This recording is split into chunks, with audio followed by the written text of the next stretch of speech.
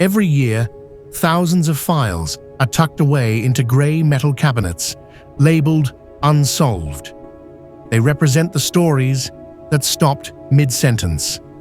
In the quiet suburbs of the American East Coast, one such file sat for over 20 years. It wasn't just a cold case. It was a ghost that haunted the hallways of a local police department. A reminder that sometimes the person you pass on the street carries a secret that could shatter a community's sense of peace forever. Imagine a neighborhood where doors are left unlocked and children play until the streetlights flicker on. Then, in an instant, that innocence evaporates. A young woman full of life and promise vanishes from her own home. No struggle heard, no clues left behind, only an empty space where a human being used to be. For decades, the name of her shadow remained a mystery, until a new kind of science began to whisper the name, Eugene Gligor. Who was Eugene Teodor Gligor? To his neighbors, he was a face in the crowd. To his family, perhaps a son or a friend. But to investigators, he became a puzzle piece that didn't seem to fit until the very end. How does a man live a normal life for 21 years while carrying the weight of a tragic disappearance? Today, we peel back the layers of a decades-long hunt for justice. Eugene Teodor Gligor wasn't a name known to the headlines, at least not at first. Born into a world that seemed ordinary, he grew up in the shadows of the nation's capital. He went to school, he worked, he moved through the world with the invisibility of the average man. But beneath that veneer of normalcy, a dark timeline was being written, one that would eventually collide with a tragedy from 2001. For years, Gligor was just a data point in a sea of millions. He wasn't on the most wanted lists. He wasn't a person of interest in the early days of the investigation into the disappearance of 21-year-old Leslie Prier. He was allowed the luxury of time, 21 years of it, to build a life while another family was frozen in the moment they lost their loved one. Why does Eugene's name appear now in the most disturbing corners of true crime discussions? Because his story represents the end of the perfect crime. It is a cautionary tale for those who think the passage of time equals safety.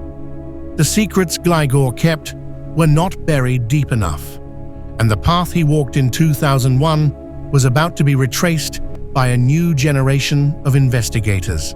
The challenge began on a Monday morning in May 2001. Leslie Prier failed to show up for work. When her employer called her home and got no answer, the silence felt heavy. When her mother went to check on her, she found a scene of a tragic struggle, but Leslie was nowhere to be found. The investigation hit a wall almost immediately. There was DNA, but in 2001, DNA only spoke if it had a name to match. In the early 2000s, police looked at everyone, friends, acquaintances, strangers. But Eugene Gligor wasn't even on the periphery. The conflicting accounts of Leslie's final hours created a fog of war. Without a body or a witness, the case slowly drifted from the front page to the back, and eventually into the archives. The public began to wonder, had the person responsible simply vanished into thin air? The core mystery wasn't just who did it, but how they stayed hidden. Investigators were frustrated by the lack of a bridge between the evidence at the scene and the population. For 2 decades, the DNA sat in a vial, a silent witness waiting for technology to catch up. The frustration within the department was palpable. They had the killer's signature, but they couldn't read the name. As the years turned into decades, the psychological toll on the community and Leslie's family grew. Every time a new neighbor moved in, or a man was arrested for a different crime, the question arose, is it him? This uncertainty created a lingering trauma. The challenge wasn't just scientific, It was the heavy burden of not knowing that weighed down an entire town. By the late 2000s, a revolution was brewing in forensics. Investigative genetic genealogy, the same tech that caught the Golden State Killer, was becoming a viable tool. Detectives decided to take Leslie's 21-year-old DNA sample and upload it to public databases. They weren't looking for a direct match. They were looking for a family tree. The search was painstaking. Forensic genealogists spent hundreds of hours tracing distant cousins and long-lost relatives. Slowly, the branches of a specific family tree began to narrow. The names began to converge on a single household. And there, tucked away in the branches, was the name Eugene Teodor Gligor. When the name Gligor surfaced, investigators did a double take. He had been 21 at the time of the crime, the same age as Leslie. Even more unsettling, there were indications he may have known her or moved in similar social circles in the Chevy Chase area. The stranger danger theory was beginning to crumble, replaced by something much more intimate and chilling. Police couldn't just arrest him based on a family tree match. They needed a direct sample. Undercover officers began a discreet surveillance of Gligor, who was now living in Washington, D.C. They watched him go about his daily routine, buying coffee, walking to work, all while knowing he might be the man they'd been hunting for half their careers. The breakthrough came from something most people think of as trash. In a scene straight out of a thriller, investigators managed to recover a discarded item Gligor had used, perhaps a coffee cup or a piece of cutlery. This abandoned DNA was rushed to the lab. The tension in the precinct was at an all-time high. This was the moment of truth. The lab results came back. It was a 1 in a billion match. The DNA found at the scene of Leslie Pria's disappearance in 2001 was an identical match to the DNA of Eugene Teodor Gligor. After 23 years, the ghost finally had a face. But the question remained, what had he been doing during those 2 decades of freedom? As the news of his identification spread internally, anonymous witnesses began to emerge. People who knew Eugene back in the day started to recall small, unsettling details. A temperamental streak, a strange obsession, or perhaps just a sudden change in demeanor after that fateful May in 2001. The portrait of a quiet neighbor was being replaced by a much darker sketch.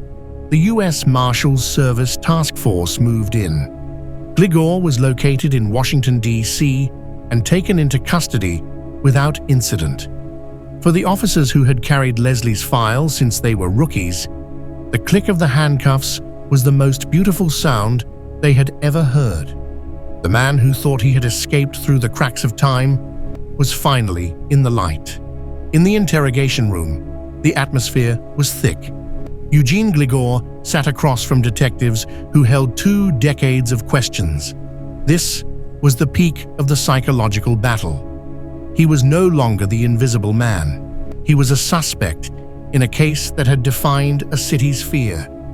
Every sigh, every look away was scrutinized for a hint of the truth. For Leslie's mother, the arrest was a tidal wave of emotion. She had waited 8,400 days for this news. The climax of this story isn't just the arrest, it's the shattering of the new normal she had been forced to build. The pain of the loss was as fresh as it was in 2001. But now, it was accompanied by the sharp coldness of a name, Eugene. Investigators began to piece together Gligor's life during those missing years. He hadn't been hiding in a cave, he had been living among us. He had traveled, he had worked, he had socialized. The most shocking discovery was how normal his life appeared to be, proving once again that the most dangerous secrets are often kept by those who look the least like villains. As the case moved toward the courtroom, The legal team faced a challenge, a 23-year-old crime scene. But the DNA was an ironclad witness. It was the ultimate turning point, where the past finally caught up to the present. The psychological wall Gligor had built around himself for 2 decades was finally beginning to crumble under the weight of modern science. The realization hit the community like a lightning bolt. Eugene Gligor wasn't a monster from a movie. He was a person people knew. The horror wasn't in the unknown anymore. It was in the known. It was the chilling fact that for 21 years, justice was just one DNA test away, while a family mourned and a suspect breathed free air. The aftermath of Gligor's arrest left Leslie's family in a state of exhausted relief. But the consequences of a 23-year delay are heavy. Memories have faded. Witnesses have moved, and the life Leslie should have lived, the career, the family, the future, is a void that no arrest can ever fill. The legal outcome provides a period at the end of a sentence, but the story is still a tragedy. The media attention surrounding Eugene Gligor served as a wake-up call. It highlighted the power of genetic genealogy and sparked a national conversation about privacy versus justice. The public began to look at cold cases differently, not as lost causes, but as puzzles waiting for the right technology to be solved. Even with the suspect in custody, questions linger. Why Leslie? What truly happened in those final moments in 2001? While the DNA links Gligor to the scene, the why often remains locked inside the mind of the accused. For the community, the closure is real, but it is also fragile, built on the fragments of a decades-old mystery. The case of Eugene Gligor will be studied by forensic students for years to come. It stands as a testament to the persistence of investigators who refuse to let a file stay closed.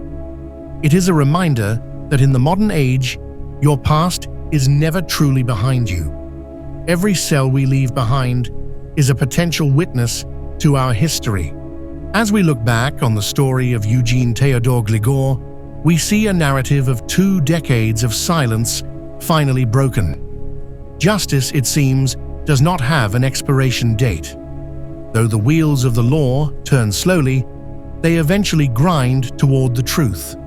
Gligor's story is a sobering look at the hidden lives people lead and the resilience of the human spirit in the face of loss. We are left with a haunting thought. How many more Eugenes are walking among us today? How many people are checking their mail, driving to work and saying hello to their neighbors while carrying a secret from 20 years ago? The science is catching up, and one by one, the shadows are being forced to step into the light.